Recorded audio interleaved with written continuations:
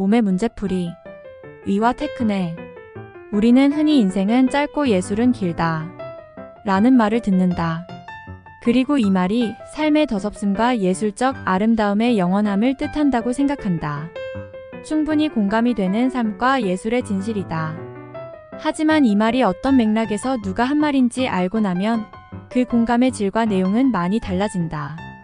이 말은 서양 의학의 시조로 추앙받는 히포크라테스의 잠언집 첫머리에 나오는 말이다.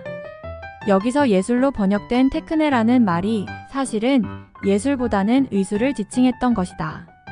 이어지는 문장은 이렇다. 인생은 짧고 의술은 길다. 기회는 잡기 어렵고 실험은 위험하며 판단은 어렵다.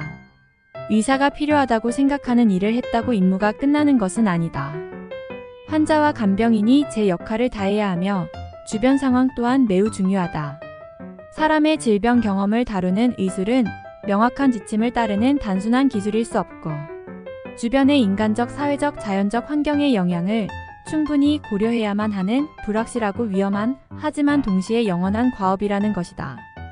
더 요약하면 의학적 판단의 어려움과 의술의 불확실성을 표현한 말이라고 할 수 있다. 의술은 짧은 인생을 다루지만 그 짧은 인생의 불확실성으로 인해 영원할 수밖에 없다는 것이다. 우리는 이 말에 들어있던 본래의 뜻을 오해했지만 우연한 또는 어쩔 수 없었던 번역어의 선택을 통해 의술과 예술의 관계를 다시 생각해 볼 기회를 얻게 되었다. 우선 이런 번역상의 오해가 있었던 것은 고대 그리스어에 의술과 예술을 구별하는 별도의 단어가 없었기 때문이다. 테크네는 두 가지 뜻을 모두 가지고 있으므로 기회로 옮기기도 한다. 기회로서의 의술은 몸속의 질병을 몰아내거나 고장난 몸을 고치는 것이기보다는 질병을 극복한 새로운 상태로 병자를 인도하는 불확실하고 위험하지만 가치와 의미가 충만한 행위였고 그러니 예술 행위와 다를 바가 없었을 것이다. 그들에게 과학이란 말은 없었지만 테크네라는 말 속에는 과학의 뜻도 포함되어 있다. 히포크라테스는 사체 액설이라는 이론 체계를 가지고 있었고 질병을 신의 의지가 아닌 자연 현상으로 설명한 최초의 의사로 인정된다. 영어로 번역된 히포크라테스의 잠언을 보면 대부분 테크네를 예술 아트로 옮기고 있지만 과학 사이언스로 옮긴 것도 덜어있다.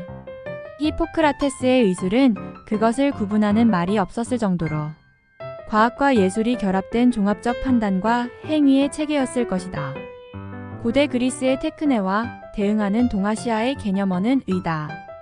여기에는 화살에 맞고 창에 찔린 모습과 그런 병자를 약의 대명사인 술로 치료한다는 하나의 이야기가 들어있다.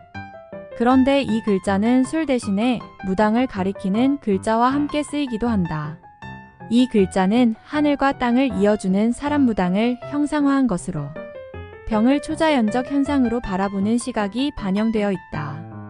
또 예전에는 예라는 글자를 쓰기도 했는데 이 글자는 햇볕을 가리는 큰 일산을 뜻하지만 의와 혼용되기도 했다. 이 글자들을 분석해보면 오늘날의 외과와 내과, 정신과 예방의학의 개념이 모두 들어가 있다.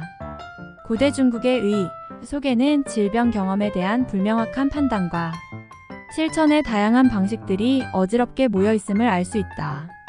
그런 판단과 실천의 방식에 학문과 실천과 규범의 체계가 부여되면 의학, 의술, 의덕이 된다.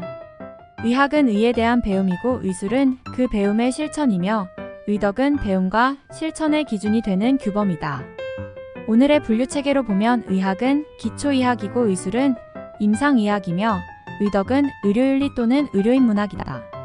의료행위란 이런 배움과 실천과 규범이 하나로 어우러진 종합행위예술이라고도 할 수 있다. 이는 세상에 대해 배워서 알고 아는 대로 행하며 올바르게 살아가는 일상의 구조와 크게 다르지 않다. 테크네는 과학과 예술을, 의는 배움과 실천과 규범을 아우르는 종합적 행위의 체계였던 것이다.